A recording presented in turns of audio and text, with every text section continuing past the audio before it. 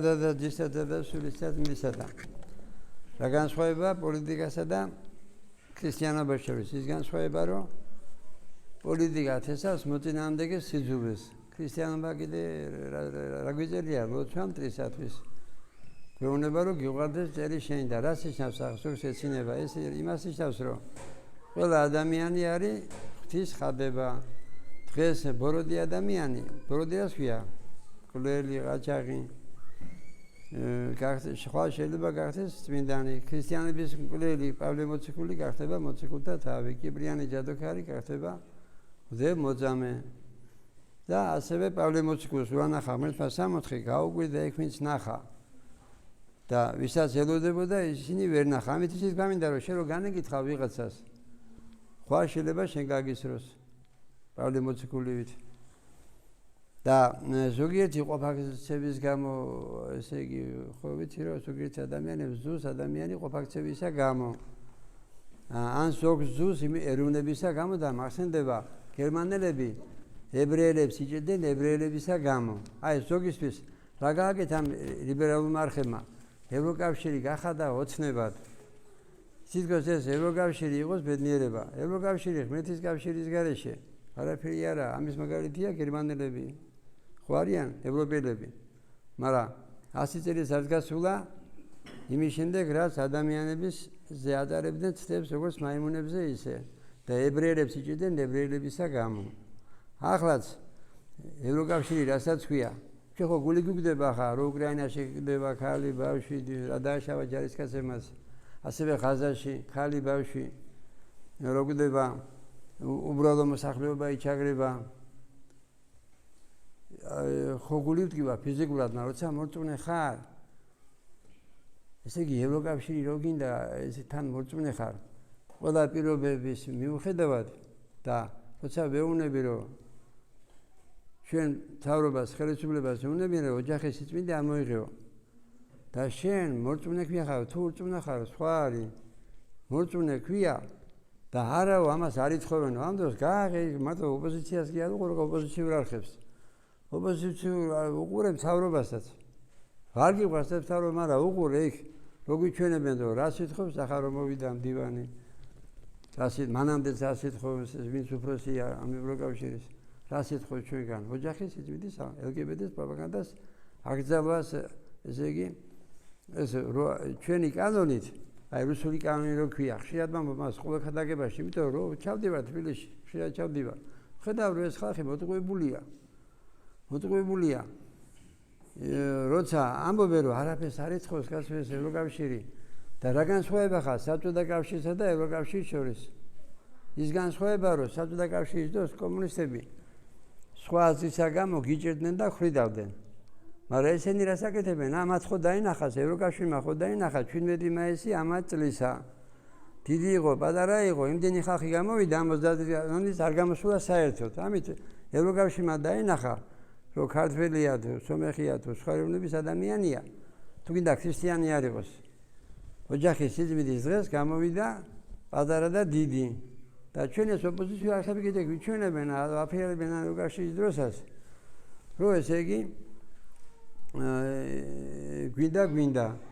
მაგრამ როგორ შეიძლება მორწმუნეს გინდოდეს ევროკავშირი იმ პირობით, რასაც გვთავაზობს ოჯახის სიწმინდის ამოღებას. და თუ არ ამბობ, არ ითხოვსო, მაშინ საბერძნეთი რა არის? ბერძნებს უნდა და გვერდში ათონისთაა ქვეყანას 10 მილიონია მინიმუმ და ასეთ ქვეყანას დააგონეთ ასეთი ქორწინება. ამიტომ განსხვავება მე მიხარია ესაა ბედნიერება, დემოკრატია კომუნისტურ წყობასთან შედარებით. რატო? იმიტომ რომ კომუნისტური წყობის დროს მე და თქვენ მე ვარ 67 წლის. ცოდნის საშუალება არ მქონდა. ბიბლიას გაგებული მქონდა, მაგრამ შინაარსი არ ვიცოდი. ახლა ბედნიერება ჩემთვის და თქვენთვისაც, ვინც მოწმუნეები ვართ, არ აგვიშველება ეროვნებას.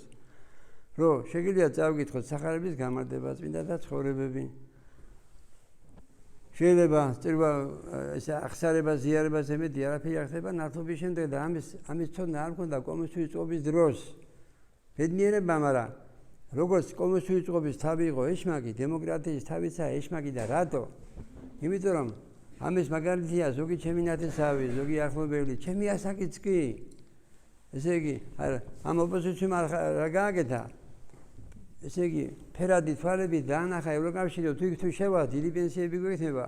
იქ დაცულ ამ დროს ბულგარეთი იქ შედის, ამდენ ხანია, მაგრამ არ არის კეთილდღეობაში. რატო? იმიტომ რომ შენი კეთილდღეობა დამოკიდებულია შენ პირად ჩვენის მოყვარეობაზე.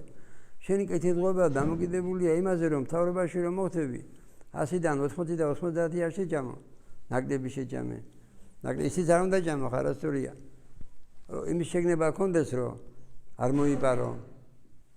ქურდებს იჭერენ, ადაღის გამოიჭერდნენ, იყო ერთ დროს მაღაზიაში და ამ დროს შეიძლება მილიონების იბარებდეს ადამიანი და არ წვენოდეს იმის. როცა მთავრობაში ხარ, მაგრამ აქ ლაპარაკი იმაზე კი არ არის, რომ ვიღაცებს გვიჩვენებენ ახლა მთავრობის წევრებს ის ამაზე დაფრინავს, ესე იგი საკუთარი თვითმფრინავით ასე, მაგრამ რამდენია მთავრობის წევრს ვიცნობ, რომ ოჯახში რომ მივდივარ, უკვე მთავრობაშია, რაც მე თავი მახსოვს, 30 წელია თანაგვსელია.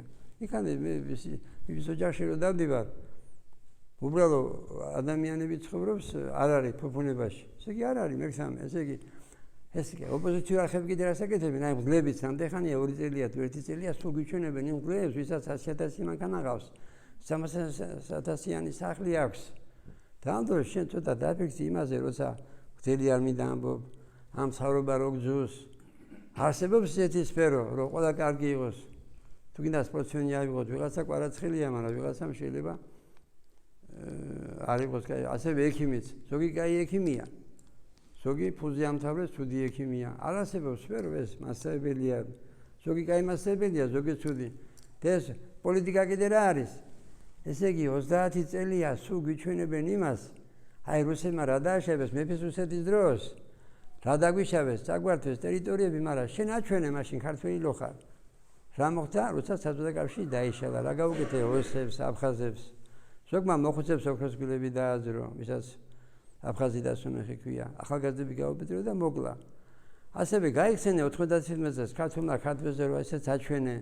ასევე აჩვენე რომ ქართველი ქართველს ყიდი 2 საუკუნის განმავლობაში და 1.5 მილიონი გაყიდე ქართულმა ქართველი. ამის გამო რა მე და თქვენ რა დავაშავეთ? მე რო სოხუმელი ვარ, მე რა დავაშავეთ თუ ქართველი და იყვნენ ქართველები. ესე იგი აფხაზებს და სომხებს იცავდნენ ქართველებისგან. და ეროვნება არაფერი შუაში და ამ დროს მე ამას ატოლაბარგო ყველა ქადაგებაში, იმიტომ რომ ზოგი ჩემი ნათესავია და რუსების ძუთ წარმოედგინეთ ახლა. რა დღეში არის, როგორ ის ეზიარებიება. ისთვის იწერ ჯვარს. აბა რა საკეთებდა უფალი, ისთვის ლოცულობდა, ვინც ჯვარზე გააგრა იმათვის. ახლა იტყვი რომ მე ღმერთი არა ვარ, მაგრამ მამაოჩვენო, ხო იცი კაცო, მამაოჩვენო რა წერია? მაპატიე როგორც ვაპატიებ. ერთი ადამიანი ზოგ ზულდეს 60-ში მევხვდები და მით უმეტეს ერი თუ გძულს და მაშინ თურქებმა ირან მუსულმანები თავის დღედამოსწრება რას გვიშვებოდნენ? ფიზიკურად განადგურებდნენ. მაგრამ თურქის მიყვარს და ირანელის მიყვარს. თუ ქრისტიანი ვარ, თუ ჩემში ღმერთია და თუ არ არის, თუ გინდა სანთელიანთე და თუ გინდა ეზი არის, ამის მაგალითად იუდა მოციქული. შენში თუ სიზურბილია, შენში ღმერთი არ არის. როგორც იუდაში არ იყო. ღმერთმა მოგცეს სიყვარულის ნიჭი. ჩვენთან არის ღმერთი.